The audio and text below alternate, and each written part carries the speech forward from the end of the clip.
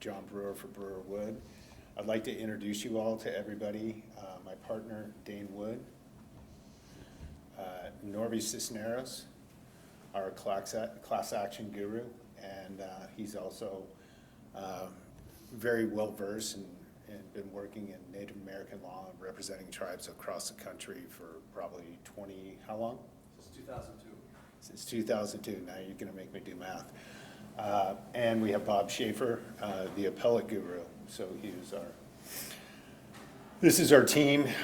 Also with us is Reva Stewart. As you all know, Reva, she's a Native American advocate, and quite frankly, she has brought forth all these efforts, and we're just lucky to have her support. And lastly, but not least, is our paralegal and probably the brains behind the business, Hillary Hall. So why we're having a press conference, and this is probably what you all want to know. We have a press release, but really why we're here is we want to make certain that we're no longer going to be sitting on our hands.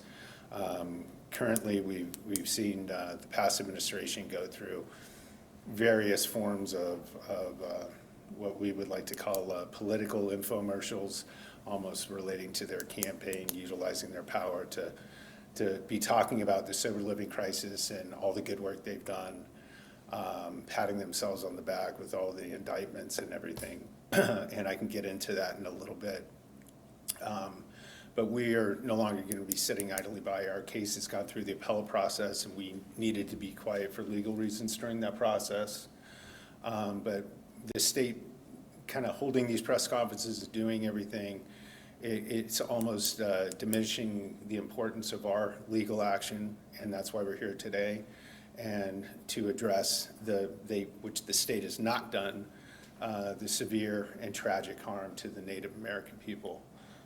Dane's going to talk a little bit about the status of our case.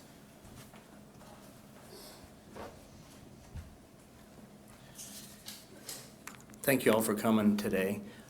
I'd like to bring you up to date on where our putative class action lawsuit is. We had filed it back in December of 2024.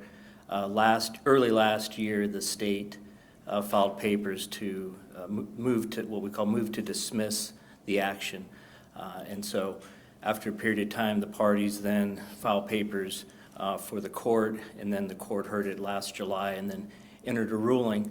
And the ruling was that allowed the case to move forward in simple terms.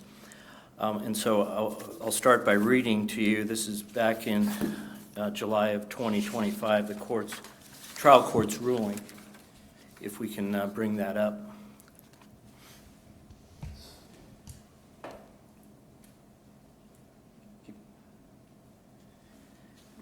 Yeah, go to the next page. And I'll read part of the ruling. The state moves to dismiss this class action complaint. That's what the state had done. The complaint alleges, which is our complaint, we'll get into that in a moment, alleges that the state, through its agencies Access and AZDHS, which is the Arizona Department of Health Services, caused thousands of Native Americans to suffer horrific injuries and damages that resulted from the sober living crisis, end of quote. Plaintiffs allege that the state is culpable for the crisis by virtue of its direct knowledge of the fraudulent schemes, its violation of internal policies and procedures, and its willful failure to take any action to stop or prevent the harm as it was happening in real time. It continues. This is the court's ruling again, and this is the continued commentary by the judge. There's no question that people, many of them, failed the members of this class. The injuries flowing from these failures appear to be significant. The harder question is whether the state owed a duty to them by virtue of their management and oversight of the funding programs and entities. Plaintiffs' arguments focus on the state's knowledge of the mistreatment and internal plans to address the harm and improve oversight. Defendants argue that plaintiffs' claims rely entirely on the statutory scheme and that, while designed to protect the public, cannot create a tort duty. The court found that dismissal at this stage is not appropriate. The arguments from the state are well argued and well taken, but they're also premature. The duties alleged by plaintiffs are fact-driven. That is particularly true for plaintiff's allegations that the defendants assumed a duty when they allegedly discovered the scheme, investigated its scope, and took actions. The arguments presented in the motion to dismiss are better served in a motion for summary judgment. So what happened from there, again, this is last July, the state was not pleased with that outcome, and so they filed papers with the Court of Appeals, which is called a petition for special action. And the Court of Appeals denied review. Then the state was not happy with that outcome and filed a petition for review with the Arizona Supreme Court. Last month, we received a ruling from the Arizona Supreme Court denying review, which means that the case returns back to the trial court level, allowing our case to move forward. Yes. So essentially, we're back in action, but one thing that we would like to address, and at least based on, in large part, some of these past press conferences by the elected officials, is that if you look at it, and our position is since the inception of the unveiling of this sober living crisis, and that was on May 16, 2023, and it was done by Governor Hobbs and AG Mays, and during which, the reason I use the term unveiled, because Access and the Attorney General's office knew about this since 2019. This has been going on for a long time. They knew of the harm and everything else. But what was interesting is who was standing up there with Governor Hobbs and Attorney General Mays was Carmen Heredia. She had just recently been appointed director of Access, and she was in there. Whether she was qualified or not, we don't know. But I will tell you, Reva Stewart met with her in November of 23, some 6 months after she had been involved in her job as the director. And at that point, she knew nothing as far as any of the harm to the natives. And Reva was just blown away because she had been essentially writing reports and sending them to the FBI, sending them to Access. And Ms. Heredia didn't know anything of the reports, and she just all of a sudden plops out banker boxes, thousands of these reports talking about harm to the natives. So eventually Ms. Heredia's position didn't last long with Access. And this is at the time, where we are currently still dealing with the sober living crisis. So Virginia Roundtree came in, and she was appointed in October of 25, and she lasted only 4 months. She resigned. Currently, we have Roberta Harrison is the interim director. So let's just look at this as a whole. We have Access, which is a direct center of one of the largest Medicaid frauds, the largest in the state of Arizona, but one of the largest, if not the largest, Medicaid fraud in the United States. And Access doesn't have a leader whatsoever to be doing this. So who's running Access? We have an interim and we have something like that. And all the while, as we're sitting here, we have constant press conferences, definitely during election time, talking about all the great work that they've done, patting themselves on the back with 144 indictments. Out of those indictments, how many of those people actually are in prison? Less than 5. Actually, I believe the number's 3, but I'm not exactly certain. So, during those press conferences, we're talking about the indictments, we're talking about graphs on spending, and Dane we can go into that, but the graphs on spending really comes down to, they turned off the spigot. There was no more payments, there was no more doing anything. So then you also had a moratorium where you couldn't have any additional new people coming in for the behavioral health. So of course, the spending's gonna go way down. It's a misnomer that they were spending. So they starved out pretty much all the providers, including the good providers, and they created a homeless problem.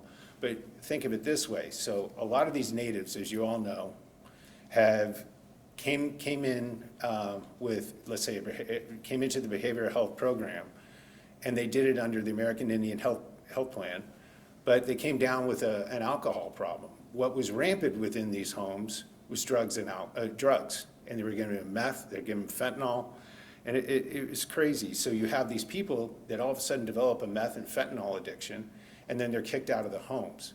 We have one client that got so hooked on meth and fentanyl that once they shut down the home because of the lack of spending, where they were at, currently she went through withdrawals and ended up dying, having a cardiac arrest and dying. And that was 2 days after she was shut out of the home. So where we're at right now, and you can look at some of the indictments and the lack of people that have actually been prosecuted, sent to prison. I can take one specific guy. His name's James Damasi. He bought Embassy Suites on 22nd Street in Thomas, bought it for $16.75 million. He had a couple partners. You may want to look into who those partners are. But he was running that, and we know of one death that happened at that, and the reason we know it, he's our client, well, his relatives are our client. He spent less than 24 hours there, actually just a handful of hours. Died of fentanyl, had a fentanyl overdose right there. Mr. Damasi got into trouble, he got indicted, paid a $25 million fine, and he has probation. So where we are currently, and the state knows this, Access knows of it, REVA has sent numerous reports on it, but just recently, in a press conference 2 days ago, the Attorney General's now prosecuting crimes against persons. Okay, she's now looking at a woman who was an unlicensed midwife for an unborn fetus that she's gonna go after her for negligent homicide and manslaughter. Where has that been in relation to our matter? Why hasn't anybody looked at our matter as far as the natives? Because a lot of people have died, a lot of people have suffered injuries. And if, Chris, if you could show our lead class plaintiff, Randy Honeyamtawa. You show the picture prior. That's Randy with her child. She has 2 boys. And then Randy was in a sober living home. So they were serving alcohol, was hungover. They asked, she was not feeling good. The sober living or home sober living guy that was working there said, take this pill, it'll make you feel better. Well, she took it. It was fentanyl. Goes into cardiac arrest, lack of oxygen to the brain. And this is what she is now. She's forever confined to a bed, just gorked out. And so why is there no crimes against persons relating to these sober living people, relating to the fraudsters, relating to anything like that? It just doesn't make sense to me. But yet, still, we don't have anybody within Access. So what we're here to say today is we believe the state's response is not enough. There should be crimes against persons. There should be things like that. But what I hear a resounding situation, or at least a resounding theme from our elected officials is we inherited this problem. We inherited this problem. This problem is, I inherited it. Well, that's relatively true. We can't change history here because we know when it started, okay? Started in 2019, and it's continued as of today. Just recently, you had that Sacred Circle up on the reservation with they were doing traditional healing. And how did that get shut down? Reva Stewart, private citizen, shut that down. Now they have credible allegations of fraud. Had she not done that, since December of last year, they charged $294,000. $294,000. So that would have continued. But let's go back to Access on inheriting the problem. If you look at Access, but for you have Jamie Schneider, who was a director at that time. She is left. You have Mark A. Adams, who is head of fee for service. She is left. And the former OIG, Sharon Ormsby, she left. And she left when the you-know-what was about to hit the fan back in '22, okay? So who took over? Who took over for the OIG, which is a law enforcement arm of Access? That was Vanessa Templeman. She was the deputy OIG at that time. During Vanessa Templeman's time, okay, in 2021, they had indictments of 13 people. The state, not our numbers, estimated the fraud at $43 million at that time. Well, the state now admits it's $3 billion. We believe that number's higher. We believe it's in the range of $8 to $10 billion. But we're here today because of the severe harm, death, injury, displacement, lack of services for all these natives. But again, all the same people within Access are still there. All the same people within the Attorney General's office, with the exception of Chris Mays, are still there. The lead prosecutor, the special agents, all the same people. So did they really inherit it? No, they didn't inherit it. Why are they doing something now? We don't know. But I can tell you that I'm certain that administration didn't tell them that you couldn't prosecute, you couldn't do certain things like that. So it's a misnomer to say we inherited this problem. Everybody is the same. So how did it go from $43 million to $3 billion? Well, one thing that you need to look at, and there needs to be some questions within the Attorney General's office, and we're talking huge money, and Dane can go in, but before we do, they need to look within Access. Like I said, the same people are there. We are private citizens. We have not received one document, not one page, nothing, because there's been no disclosure statements. As Dane just went through, they filed a motion to dismiss, and we went all the way up to the Supreme Court. We're back down. So now we're going to get into the case, and we have yet to receive it. But we've been working on this case for over 3 years, and we've been working diligently on this case. And we've accumulated a lot of information from good guys and bad actors. And what's the best way to learn this thing is you talk to the very bad folks, right, on how they do it. In doing so, in meeting with some of these folks, we have crystal clear evidence of corruption within Access. From the application process to the inspections, and also within DHS, to the payment process. Without question, there's no question there. And the state knew of this. The state knows of it.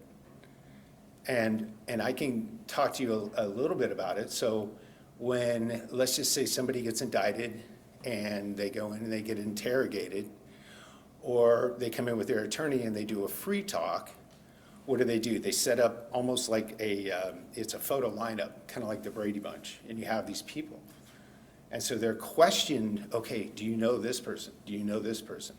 Well, those people are not bad actors. Those people that they are shown are DHS, but mostly Access employees. Why hasn't that come out? Why hasn't that come out at all? There's a guy who was announced via a memo, 107-page memo that was set forth in our complaint in February 7th of 2022, and he's a DHS employee, and I'll let Dane talk to you a little bit about him.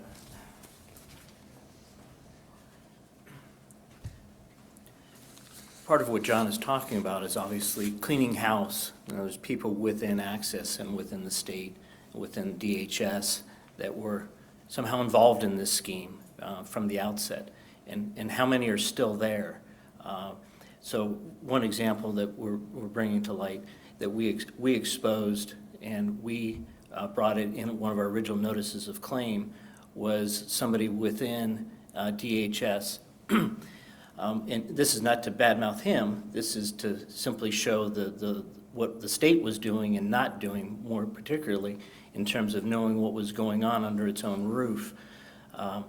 There was a state employee by the name of Leroy Davis. He worked for the Arizona Department of Health Services. A memo was delivered back in February 7th of 2022 by a private citizen that had put together this, typed up a memo, outlined the entire scheme, and we'll show some of this here in a minute, but then also attached about 100 pages of exhibits, which showed records of their corporation, the facilities they were running, et cetera, that were all leading back to Mr. Davis. And the state apparently didn't know about this. Mr. Davis went undetected all that time. And so, but for somebody delivering this memo directly to the Attorney General's office and identifying even the chief prosecutors, Brett Haramis, who still continues to prosecute the cases today. But for this private citizen, this Mr. Davis went undetected. And so if we look at the memo itself, we can show exactly what the Attorney General's office knew at that time from a private citizen. Chris.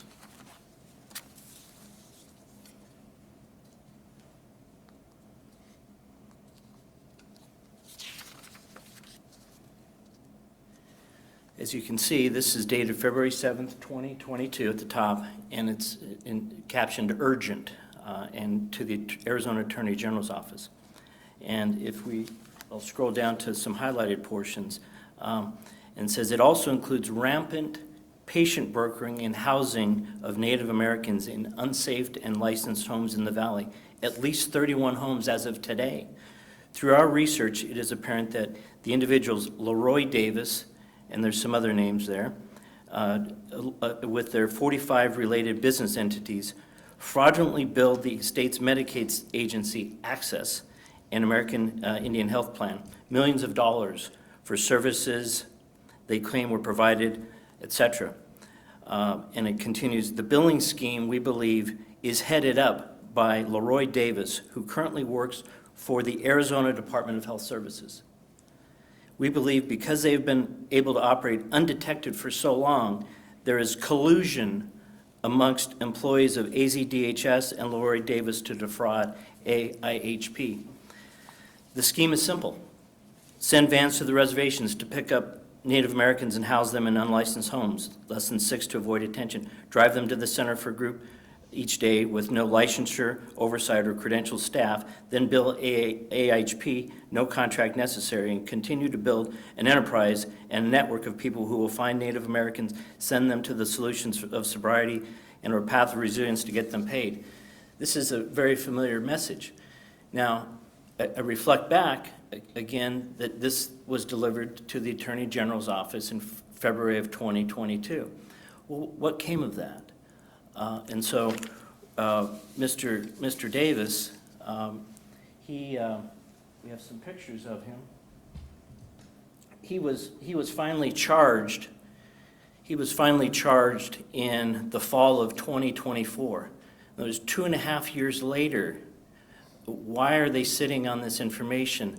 Why was the AG sitting on this information all this time about a state employee who was clearly involved in this scheme, and they had hand-delivered a memo with evidence of it, and it takes our current AG, 2.5 years, most of that time was her, to bring an indictment against this man. And again, this is not to badmouth Mr. Davis, but these photos here look a lot like we saw here a couple days ago of Thomas Hurd.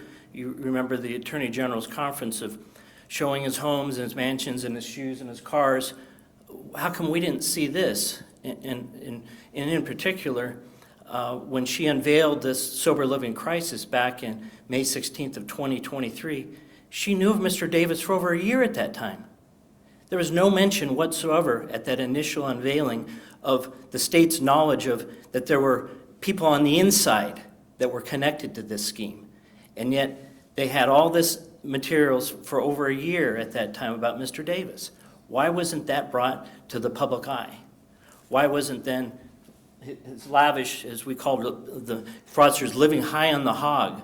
Why weren't things like that brought to the attention of the public? These are our concerns. And we believe that there's reasons for everyone to ask these questions because they're not being addressed by the current administration who claim to inherit this problem. No, they were involved in this problem. There's others. For example, one particular individual had billed Access $650 million. I said that right. One individual, one guy. And again, this is not to badmouth him. His name is Farouk Ali. It's not about him. It's about what the state was doing. Why wasn't the state having oversight of what this man was doing? You saw pictures of Randy Honey Emtawa. Chris, if you can bring that back up. Randy Honey Emtawa is a victim of Mr. Farouk's scheme. He had multiple co-conspirators in that scheme, including a woman named Rita Anaho. They call her Dr. Rita. Vestine Mukarundo. There were others. That's how Randy Honey Emtawa got injured. And yet, they were all connected as one scheme, one web, and Randy got caught up in that web, unbeknownst to her.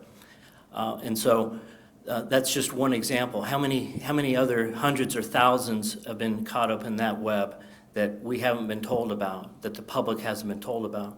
And how can this one man rip off Access $650 million without somebody having oversight of the checks that are going out the door every day, every week, every month, and then it builds up into years of activity? Where's the Access? John spoke earlier of the Office of Inspector General. The OIG within Access is the department that is responsible for monitoring fraud, detecting it, and preventing it. How do you let $650 million go out the door undetected until way after the fact, and then you try and charge this individual, and he had been doing all of his handiwork from Pakistan. And so what we wonder about is then the OIG, they knew about this information in real time, and he's presently under indictment as of a year ago, this Farouk Ali. Nothing's happened since then. Have you all received any reports about any of this going on? We haven't, because if you look at the court docket, it's on the federal docket, there's been no activity. So a year goes by, a man who's built $650 million, there's potentially hundreds of thousands that have been harmed by his activities, and our current AG doesn't speak about any of this. Well, part of the billing that he was doing was continuing to occur while she was in office. Okay, this wasn't something she inherited. It continued during her time when she took office, and he's not alone. That individual isn't alone in terms of the billing. There's other big time fraudsters that were billing 50 million, and more. If you can look on the court dockets, there's Rita Anaho, $50 million. There's David Cogliosho, $50 million. This was all fraudulent billing that was continuing while our current AG was in office. Okay. Again, this isn't about inheriting a problem. This is allowing it to continue as it was. And so there's again a lot of questions to be answered by our current AG that apparently are just being glossed over, and that's where we have concerns as to why aren't these things being brought to the attention of the public. Again, when somebody bills $650 million, harms hundreds or thousands of others, and again our current OIG was present during all that period of time, and in fact was then promoted. Please explain this to us, because how does somebody get promoted when they're there the entire time and is part of the problem? You would think that you'd want a clean house, that there wouldn't be somebody there that could cover their own tracks, that you'd want some independence of somebody coming in and looking at things in a fair and objective and honest view.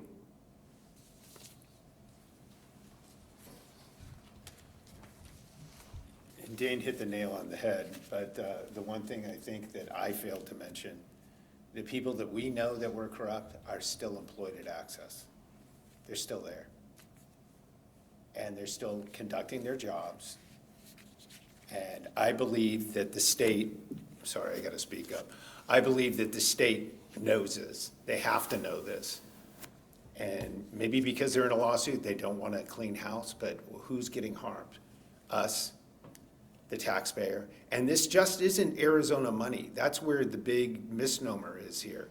This is federal money that is given to the state of Arizona, and the state of Arizona has not been a good steward of that money. So they need to look within, and look within not only Access, but also look within their, why wasn't people like Mr. Davis, why were they not charged? Why wait 2.5 years when you know about it? And the same prosecutor is still in office, and the same prosecutor was listed on that memo. And I'm old enough to believe, I don't believe in coincidences anymore. And we included that 107-page memo in our notice of claim, in our complaint. And Stephanie Innes, the healthcare reporter for the Arizona Republic, did a FOIA request for that 107 pages. And we got a lot of questions asking, and we are above board, and we did not provide it. Say it's not we're still in litigation. You need to get it on your own. Do a FOIA request. Right before she was supposed to get it, Mr. Davis got indicted. Could be a coincidence. I don't think so, but could be. So where we're at today is we need some questions to the AG's office about internal corruption within Access. Why is our OIG still our OIG when she was there? You were there when it was 43 million. That is what they reported, not our numbers, their numbers. 43 million in 2021. And it's risen to $3 billion, and she's still in charge.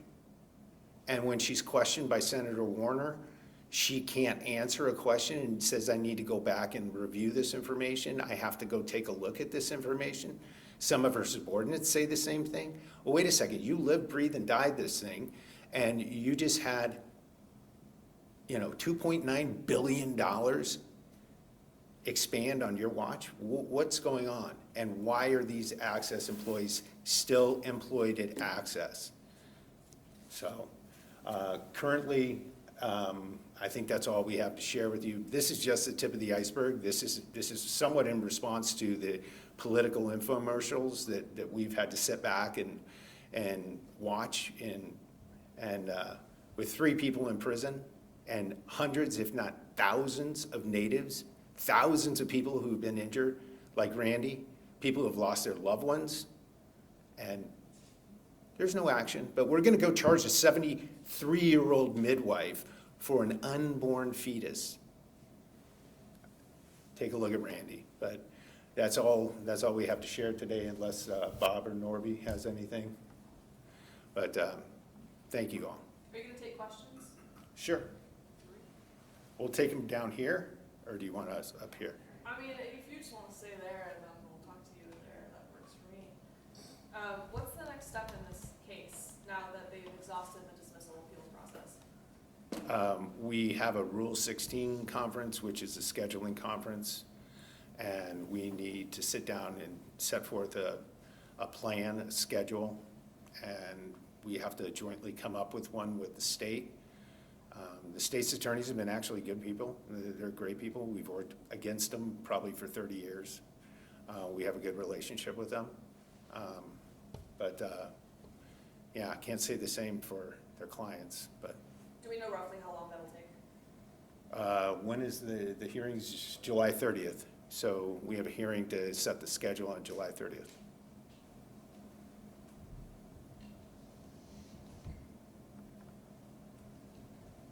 We've heard allegations of sexual abuse in sober living homes. Has anyone been charged along those lines?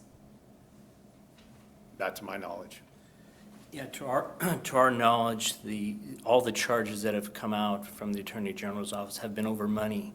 Not, to our knowledge, not one person, not one entity, has been charged for the numerous amounts of, you reference sexual assaults, rapes, overdoses, stabbings, all these things that have happened in these homes and in these programs. Just to clarify some of the stuff you said, the amount that Mr. Davis, or was it Ali, charged the state? Did you say $650 million or $160 million? 650. 650. Okay. And are Mr. Davis and Mr. Ali both not in prison, but both indicted? They're not in prison, their cases are still pending. Cases? Mr. Ali, Farouk Ali, he lives abroad. They purportedly don't know where he's at, can't find him. So I doubt he'll ever, unless somebody from the federal administration maybe goes and kidnaps him and brings him back, I don't necessarily think he's ever going to face charges. Are you saying that there are still people who work at DHS and Access who are still exploiting loopholes, who are still making money today, as of right now, off of sober living fraud? We don't know about making money off sober living and exploiting and being corrupt, but the same individuals, maybe they got their act together, but they are still employed. The people that we know were corrupt are still employed at Access, correct? Do you have an estimate on how many people you think that is? Well, again, we haven't exchanged one document, but I think somewhere between 5 to 7, maybe 10, I could guess it'd be 7 to 10 who are still employed. But again, we've been at the appellate process the whole time, so. And to further answer your question, wouldn't you think the state would be coming forward with this information? We've pointed to, provided them materials on this, pointed to some of the things to look into. Ask them if they've investigated it. Ask them if they have come up with names and if they're willing to start sharing those. And ask them about the photo lineups. That's been a resounding theme for some of the bad actors that we've dealt with. Can you talk more about the photo lineups? Who's setting up the photo lineups and picking the people that are going to be there? I didn't Is it catch the second part of it. Who's setting up the photo lineups? Is it the AG's office's investigators who are setting up the lineups and selecting photos and then presenting those photos? It's from our understanding in our interviews, and it's like a sheet of paper, okay? And it'll, like the Brady Bunch, it'll have a lineup, one sheet of paper, it'll have them all on there. Don't have any names. Do you know this person? Do you know this person? Do you know this person? In several of those meetings, you have both the federal law enforcement, like you would have the federal prosecutor and the state prosecutor. So it's happened at federal level, it's happened at the state level, but both sides know it. So I don't know whether it was an investigator. I would assume an investigator would have been in the room. But let's just put it this way, people were shown those. Do you know that from talking to the defendants? Which defendant? Any of them? When you Like, say how do you know this information? talking with bad actors. So bad actors. So Yeah, some of them are still around. They're still, yeah, did Mr. Davis talk to you? no, Did Mr. Ali talk to you? no. We tried to track them down, but no.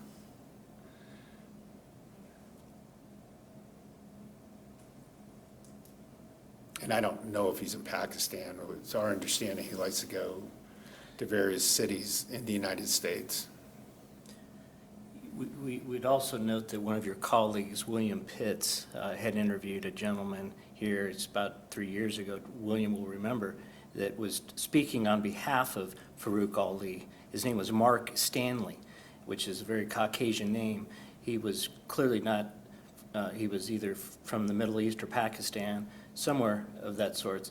And Mr. Pitts did an extensive interview, and this gentleman, Mr. Stanley, making representations about working for Mr. Ali and other statements, and that interview is still on the internet. And it's, I think, I can't speak for Dane, but I know, well, I can because we talked about it. We're pretty certain Mark Stanley was Farouk Ali, and he just chose a name. But Mark Stanley is nowhere to be found anymore, by the way. So we did look for Mark. Is Randy Anyamtua or her family willing to speak to us? We'll have to talk to the family and you could reach back out to us. But Dane had mentioned Vistine and Dr. Rita. She was under their, really, when he says a web, you have Farouk Ali setting this up, then underneath you have Dr. Rita and Vistine, and she was in one of the homes of. Yeah, it's called a scheme for a reason, because there was multiple kind of channels involved, from the sober living programs themselves, the sober living homes, the people that were financing it, the people that were doing billing. This is what formed a scheme. She was caught up in that web. Can you remind me, you're asking for restitution partly in the form of money, right? That's the only restitution that we can get as civil lawyers. Can you remind me how much you're asking for? We don't have a number.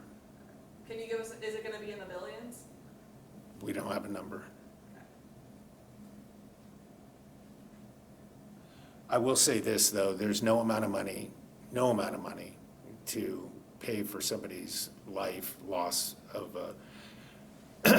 their mom, loss of watching your mom sit in a bed all day and have no idea what's going on. So we don't have a number. Do you think any of the loopholes that have allowed this to happen in the first place have been plugged in the last 3 years? I didn't catch the second part. Any of the loopholes? Any of those loopholes been sealed up, plugged, anything that have allowed this to happen in the last 3 years? Have any of this been addressed and solved, fixed, addressed at all? Well, I think that they starved out a lot of people, and they starved out a lot when they just shut off payments. I mean, that's why when you look at these graphs as presented by the elected officials, it's almost a joke, because then you have a moratorium. You starved everybody out. They didn't get paid.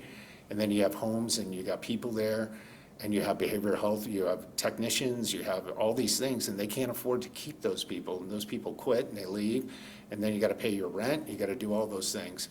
So that was an effective measure, but it wasn't an effective humanitarian measure, because what happened was, and if you just look at some of her work, where she's out on the street handing out water, handing out personal kits for these poor people that have been kicked out on the street, and and again, they show up with. But I will tell you, where there's a will, there's a way, and just the mere fact that you have that sacred circle, and Riva had warned Access about that there's traditional healing and being able to bill for tradition. She goes, you're just opening up Pandora's box. And once again, it's shut down by a private individual. Private.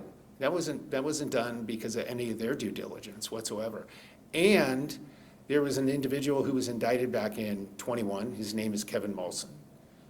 He got indicted for doing the traditional healing.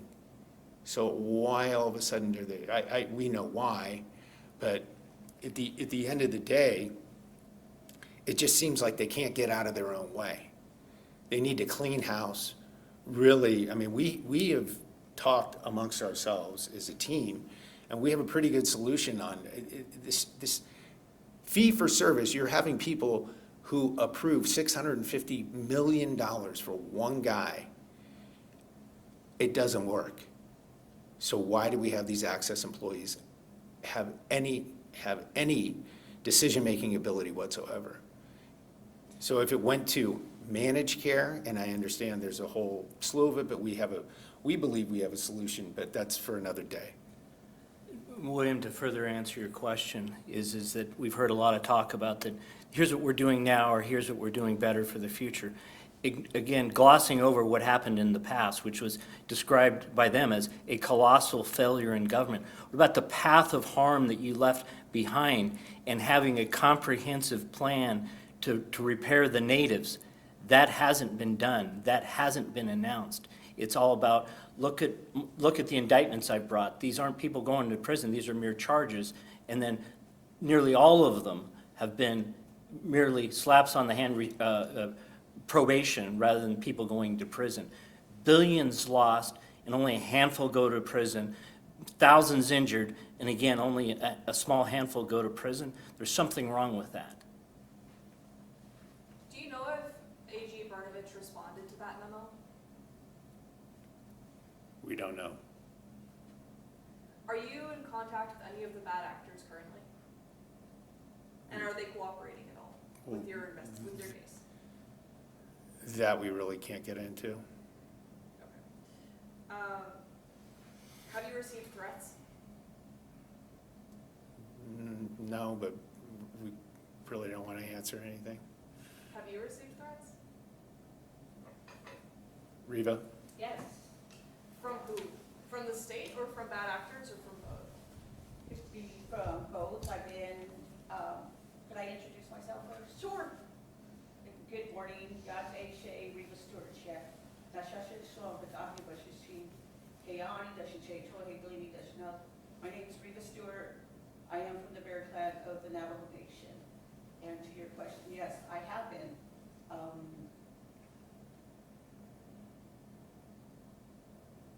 Targeted, I guess. I've had my tires slashed.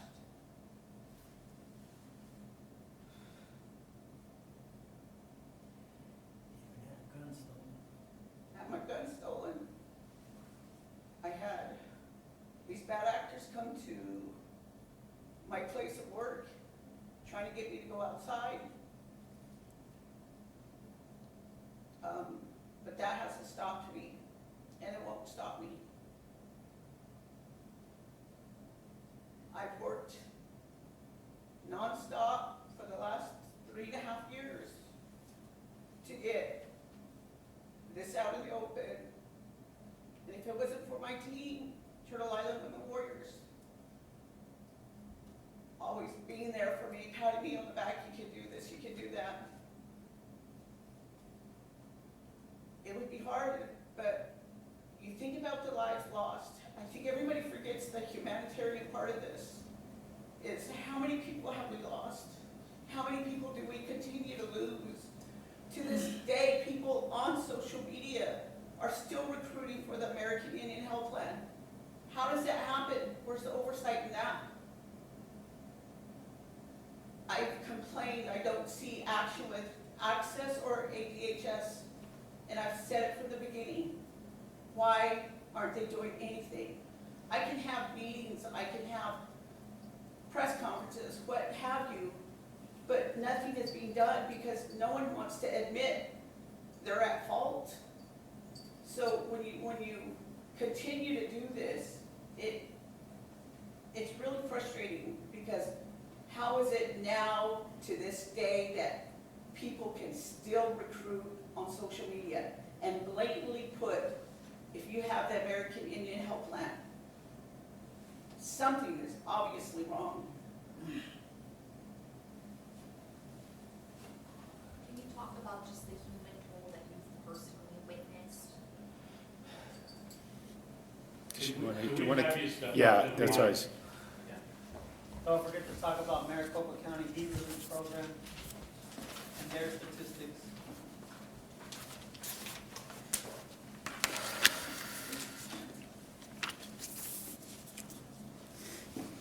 The humanitarian part of this is devastating.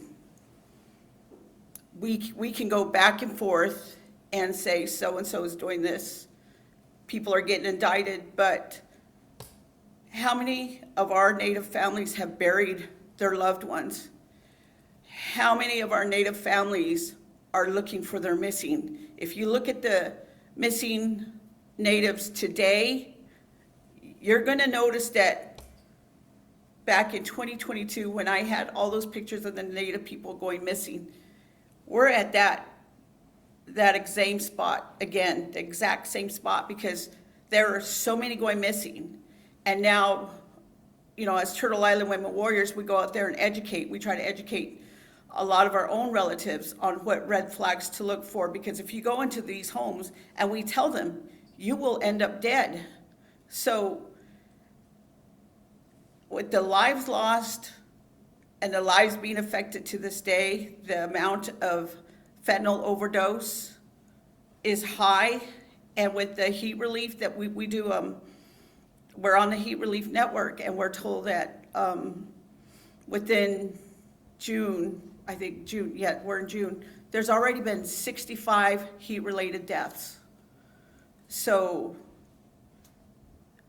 you know, we go out there, we have to hand out hydration packets because we don't want to see another death. We're out there trying to help our own people, but you have these bad actors now coming out and saying, you know, we'll put you in a home.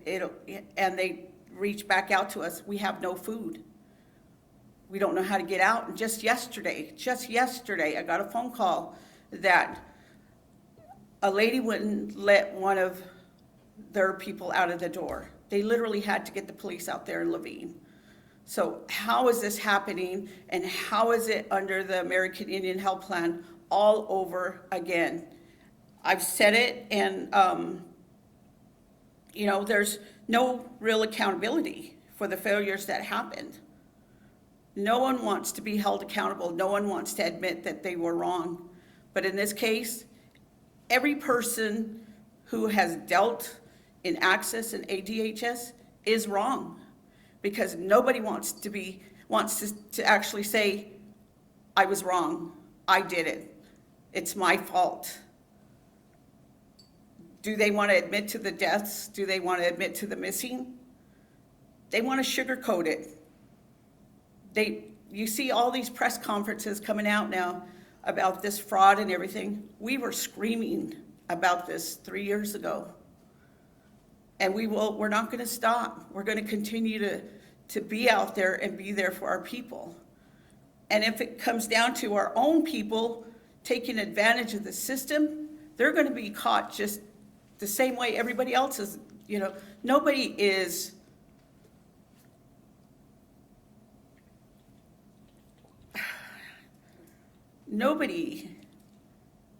should be able to do this and use our people for their own benefit, regardless if it's our own people.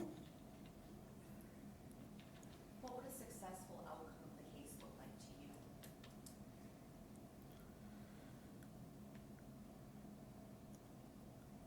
Successful case is taking accountability. I've always said that.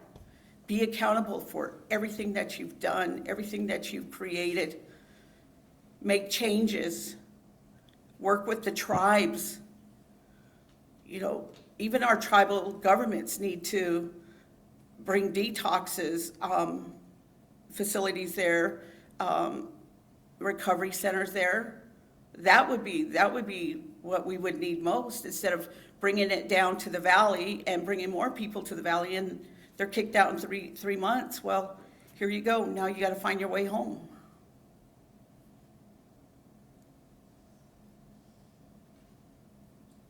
Do you know Randy or her family, or do you have any family members or friends who have gone to one of these homes personally? Oh, yes. Oh, yes. If, how this initially started was my cousin went missing. And they said, well, you know, if you see her down there, you know, she's missing. I hadn't seen my cousin in 30 years.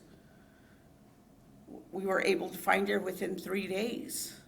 And she told me then I was in a home. They gave me a blue pill. The house manager gave her a blue pill. What does that tell you? Fentanyl. When I seen her, I knew she was under something. You know, because her choice of drugs is alcohol. You know, she was an alcohol drinker, and to be given a blue pill and telling her you'll be okay, you're not going home, and she refused. So with that, you know, being said, she told me everything, and then I brought it out to social media, and here we are today, still talking about it. So yes, I've had families, I've had, you know, volunteers that I work with that have been affected by this, whether they worked in the field thinking that they were helping the people, only to be used by these facilities. We have volunteers that lost family members or were in these homes looking for help, only to be kicked out on the street. So yes, there's so many people that I keep to this day updated with, even as far as Montana. You know, they reach out to me, I check on them, how are you doing? This is three and a half years in. Reba, how many people have you sent back? We sent back over 2,500 people And did to you- Alaska. Who paid for that? A lot of it came out of my own pocket at the beginning. Then we started raising money because it got too expensive. And then Montana tribes stepped up.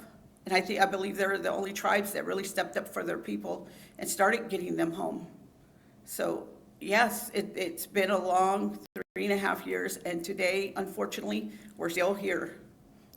And I can say we're not going anywhere until somebody fixes something and be held accountable for what has happened.